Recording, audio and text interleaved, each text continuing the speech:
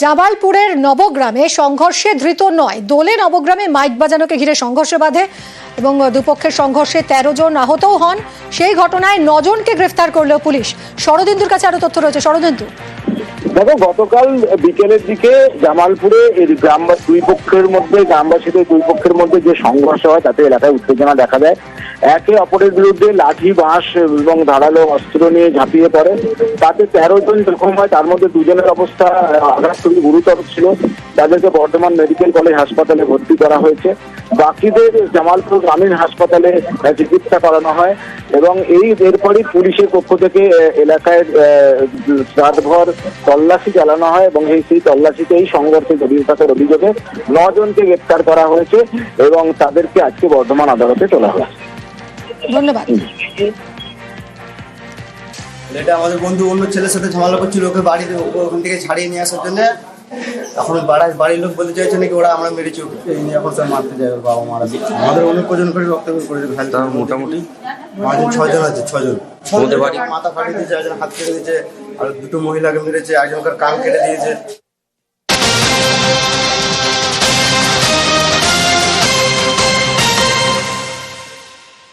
শিলিগুড়ির ডেপুটি মেয়রকে খুনের হুমকি, তার গাড়িতে হামলার অভিযোগে 2 জনকে গ্রেফতার করল পুলিশ। গতকাল ঘটেছিল এই ঘটনা। হিলকাট রোডে হুমকি দেওয়া হয়, হামলা চালানো হয় গাড়িতে এবং সেই ঘটনাতেই 2 জনকে গ্রেফতার করেছে পুলিশ। আরো ডিটেলে জানবো পার্থর কাছ থেকে। পার্থ, এই 2 জন কারা, এদের বিরুদ্ধে কি অভিযোগ রয়েছে? দেখো, যে 2 জনকে গ্রেফতার করা হয়েছে, কারণ বেশ কয়েকজন উন্মত্ত অবস্থায় কিন্তু গতকাল এই ডেপুটি মেয়রের গাড়ির উপর হামলা চালায়। এখনো পর্যন্ত পুলিশ তদন্ত নেই, কিছুক্ষণ আগেই ডেপুটি মেয়র তিনি শিলিগুড়ি থানায় অভিযোগ দায়ের করেন। তার প্রেক্ষিতে আপাতত 2 জনকে কিন্তু গ্রেফতার করেছে। তাদের রাজনৈতিক কোনো পরিচয় রয়েছে কিনা সেই সব বিষয়ে খুঁটিয়ে দেখছে পুলিশ। এবং গতকালের যে ঘটনা, স্থায়ীভাবে গোটা ঘটনা কিন্তু শহর জুড়েই একটা নিন্দনীয় ঘটনা। সকলে বলছে যে এইভাবে হোলির উৎসবের দিন ডেপুটি মেয়র যাচ্ছিলেন তার ব্যক্তিগত কাজে, সেখানে গাড়ি থামিয়ে কেন হামলা এবং কারা এরা, তারা কি শহর শিলিগুড়ির বাসিন্দা, কোনো রাজনৈতিক পরিচয় রয়েছে না, এসব বিষয় কিন্তু খতিয়ে দেখতে তদন্তকারী কর্তারা। ধন্যবাদ পার্থ। আমার গাড়ির সামনে হঠাৎ কিছু উন্মত্ত লোকজন তারা এসে হামলা করে, আমার গাড়ির ওপরে আঘাত করে। সর্বোচ্চ জায়গা থেকে সব জায়গাতে জানানোর চেষ্টা করেছি, জানিয়েছি। আমার নিজের বাড়িতে যদি আমি চলাচল না করতে পারি, এর থেকে লজ্জার কিছু নেই। এটা বাংলায় হবে না। ওনারা অ্যাডমিনিস্ট্রেটিভ দেখবে, আমরা পলিটিক্যালি দেখব। 2-4টা বাইরের লোক এসে কিছু করলো, এটাতে আমি ভয় পাওয়ার কিছু নেই। টারবাইন ঘুরিয়ে নয়, অল্প স্রোতেই জলবিদ্যুৎ, বিকল্প পথেই সাফল্য আইআইটি খড়গপুরের গবেষকদের। জলবিদ্যুৎ তৈরির এই নতুন কৌশলকে পর্যটনে কাজে লাগাতে চাইছেন গবেষকরা। এতে কর্মসংস্থানও বাড়বে বলে আশা।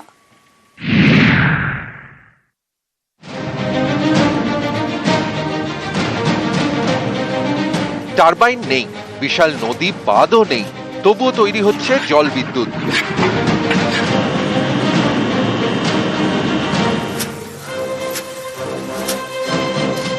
পশ্চিম মেদিনীপুরের কেশিয়ারিতে সুবর্ণরেখা নদী। এই নদীর জলকে কাজে লাগিয়ে বিদ্যুৎ তৈরি করেন আইআইটি খড়গপুরের গবেষকরা। জলের অল্প স্রোতেই বিদ্যুৎ, 2024 সালের সাফল্য।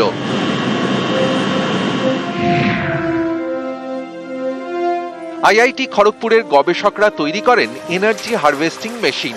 এই মেশিনের সাহায্যে অল্প স্রোতেই বিদ্যুৎ।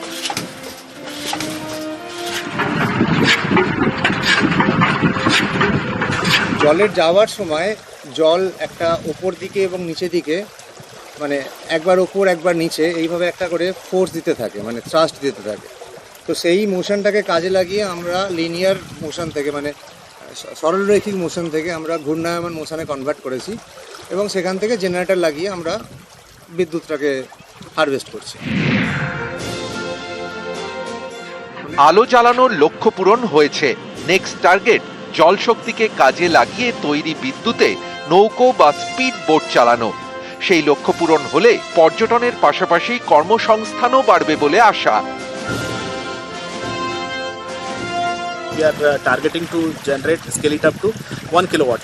तो 1 किलोवाट स्केल अप होने के बाद उधर आप देख सकते हैं बड़ा मॉडल है, उसमें से उसका कैपेसिटी है 1 किलोवाट। वो जो पावर जो जनरेट होगा वो पावर से हम इधर local tourism, water tourism and उसमें टूरिज्म डेवलप करने के लिए सोच रहे थे। Like it is like 1 night stay और 1 डे स्टे। पश्चिम मेदिनीपुर থেকে শঙ্কর রায়, নিউজ 18 বাংলা। ভ্যাপসা গরমে কিন্তু আমিও ঘামছি, এমনটাই অবস্থা নিশ্চয়ই আপনাদেরও। রবিবারের দিন দুপুর 1টার সময় বাড়িতে বসে আছেন, নিশ্চয়ই ফ্যান চলছে, নিশ্চয়ই এসি পর্যন্ত চালাতে হচ্ছে।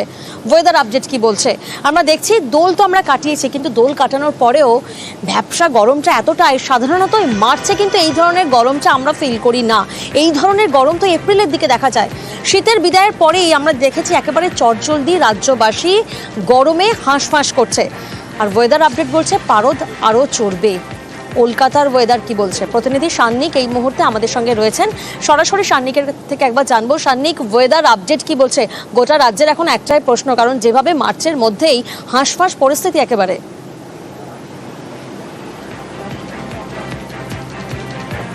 প্রিয়াঙ্কা, হাওয়া অফিসের পূর্বাভাসের কথা তো বলবোই, তবে তার আগে সকাল থেকে আজকে আমরা যারা বাইরে রয়েছি, যারা বিভিন্ন কাজে যাদেরকে বাইরে বেরোতে হয়েছে, আজকে সকাল থেকেই আবহাওয়ার একটা উল্লেখযোগ্য পরিবর্তন কিন্তু প্রত্যেকেই হয়তো খেয়াল করেছেন। অন্তত শহর কলকাতা বা দক্ষিণবঙ্গের বিভিন্ন জেলাতেই আজকে প্রায় 2 ডিগ্রির কাছাকাছি তাপমাত্রা বৃদ্ধি পাওয়ার যে পূর্বাভাস ছিল হাওয়া অফিসের তরফে, সেটা যে একেবারে যারা বাইরে বেরোচ্ছেন তারা হাতে নাতে টের পাচ্ছেন সেটা কিন্তু বলাই যায়। কেননা যেরকম পরিস্থিতি আজকে সকাল থেকেই রয়েছে, আজকে সকালবেলা প্রায় 9টা থেকেই যেভাবে পারদ চড়তে শুরু করেছে, যেরকম ভাবে রোদের তেজ রয়েছে, তাতে কিন্তু যথেষ্ট অস্বস্তিকর গরম একটা রয়েছে। তার সঙ্গে অবশ্যই ঘাম অর্থাৎ বাতাসের আপেক্ষিক আর্দ্রতা, সেইটাও কিন্তু যথেষ্ট সমস্যা তৈরি করেছে। যেমনটা হাওয়া অফিসের তরফে পূর্বাভাস দেওয়া হয়েছিল যে পশ্চিমের সবকটি জেলায় তাপপ্রবাহের সতর্কতা থাকছে এবং 40-এর ওপর তাপমাত্রা চলে যেতে পারে সেক্ষেত্রে। এবং তার পাশাপাশি গাঙ্গেয় পশ্চিমবঙ্গের যে জেলাগুলো অর্থাৎ গঙ্গা নদীর পূর্ব এবং পশ্চিম পার বরাবর যে জেলাগুলো রয়েছে, সেই সমস্ত জেলাগুলোতে তাপপ্রবাহের মতো পরিস্থিতি না হলেও হট অ্যান্ড হিউমিড ডে হিসেবে এই দিনগুলোকে ধরা হচ্ছে। অর্থাৎ এর মধ্যে একটা অস্বস্তিকর গরম থাকবে, যারা বাইরে বেরোবেন প্রচণ্ড অস্বস্তি হবে ঘামের কারণে, এই বিষয়টা কিন্তু জানানো হয়েছিল। এবং এইটা চলবে আগামী বুধবার পর্যন্ত, প্রায় এই রকম পরিস্থিতি থাকবে তেমনটাই কিন্তু মনে করা হচ্ছে হাওয়া অফিসের তরফে। তারপরে কিছুটা হলেও স্বস্তি পাওয়া যেতে পারে, কেননা হালকা থেকে মাঝারি বৃষ্টিপাত দক্ষিণবঙ্গের বিভিন্ন জেলায় হতে পারে। অর্থাৎ সান্নিক, বুধবারের পর একটা আবহাওয়ার পরিবর্তন রয়েছে। বৃহস্পতিবার এবং শুক্রবার বৃষ্টির সম্ভাবনা। বোধহয় এই খবরটা শুনে রাজ্যবাসী একটু স্বস্তি পেলেন। আর এই মুহূর্তে একবার বাঁকুড়ার ছবিটা আপনাদেরকে দেখায়। বাঁকুড়া গরমে নাজেহাল পরিস্থিতি একেবারে বাঁকুড়াতে। গত 24 ঘন্টায় টেম্পারেচার একেবারে 40 ডিগ্রি ছুঁই। ভাবুন একবার, মিড মার্চেই একেবারে এই পরিস্থিতি। পুরুলিয়ার দিকে কি ছবি? পুরুলিয়া, সেখানেও তো তাপপ্রবাহের সতর্কতা রয়েছে। মাঝ মার্চেই গরমে হাঁসফাঁস পরিস্থিতি পুরুলিয়াতেও। সেখানেও গত 24 ঘন্টায় তাপমাত্রা ছিল 39 ডিগ্রিরও বেশি। আর বেলা বাড়তেই তো বাড়ছে গরমের দাপট। দক্ষিণবঙ্গে তীব্র গরমের সতর্কতা রয়েছে। পশ্চিমের 6 জেলায় তাপপ্রবাহের সতর্কতা। বাঁকুড়া, বীরভূম, পশ্চিম মেদিনীপুর, ঝাড়গ্রাম, পুরুলিয়া বিভিন্ন জায়গা থেকে রয়েছে। আর এই মুহূর্তে আপনাদেরকে আমরা বাঁকুড়ার ছবি দেখালাম এবং আপনাদেরকে পুরুলিয়ার ছবিও দেখালাম। আমাদের 2 প্রতিনিধি এই মুহূর্তে আমাদের সঙ্গে রয়েছেন। 2 প্রতিনিধির কাছে সরাসরি যাব। বাঁকুড়া থেকে আমাদের সঙ্গে রয়েছেন প্রিয়ব্রত এবং পুরুলিয়া থেকে আমাদের সঙ্গে রয়েছেন ইন্দ্রজিৎ। প্রথমে আমরা বাঁকুড়ার ছবিটা একবার জানার চেষ্টা করব। প্রিয়ব্রত, তুমি এই বাঁকুড়াতে রয়েছো, গতকাল সেখানে একেবারে 40 ডিগ্রি ছুঁই টেম্পারেচার। গরমকে কিভাবে মোকাবিলা করছে বাঁকুড়াবাসী?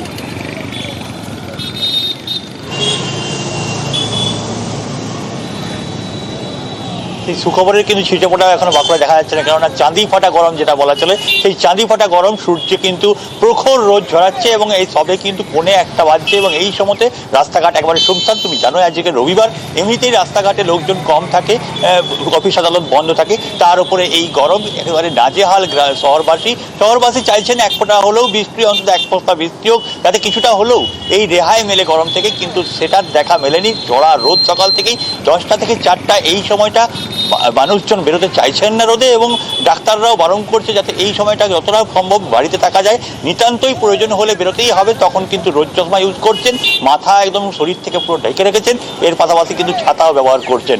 আর এভাবেই নিজেদেরকে সামলাচ্ছেন বাঁকুড়াবাসী, বুঝতেই পারছি। প্রিয়ব্রত, এই মুহূর্তে পুরুলিয়ার দিকে একবার নজর রাখবো। ইন্দ্রজিৎ আমাদের সঙ্গে রয়েছেন।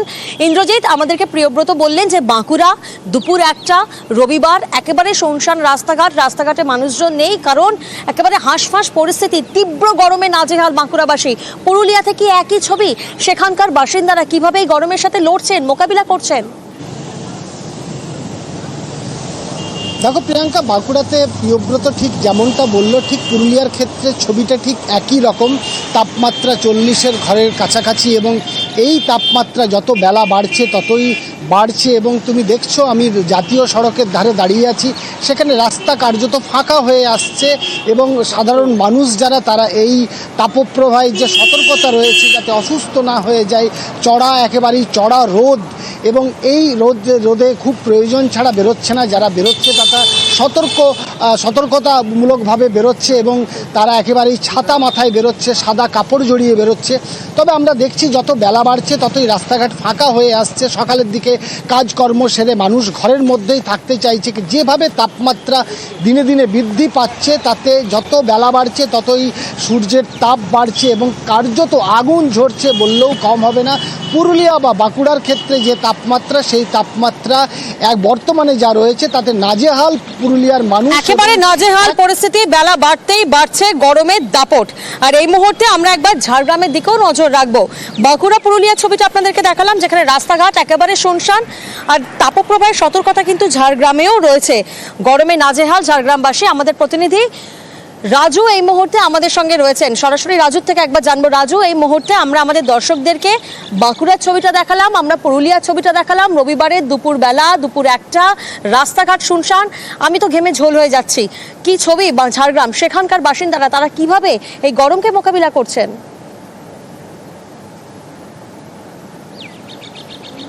দেখো, মূলত প্রথম বলে রাখি যে এই দুপুর 1টার সময় তাপমাত্রা রয়েছে 38 ডিগ্রি, আর যত বেলা বাড়বে তত তাপমাত্রা বাড়বে। আজ সর্বোচ্চ তাপমাত্রা রয়েছে 42 ডিগ্রি। সেই জায়গা থেকে সকাল থেকেই নাজেহাল শহরবাসী। একদিকে যেমন চাঁদিফাটা রোদ রয়েছে, অপরদিকে এই ভাবসা গরমে হাঁসফাঁস করছে মানুষজন।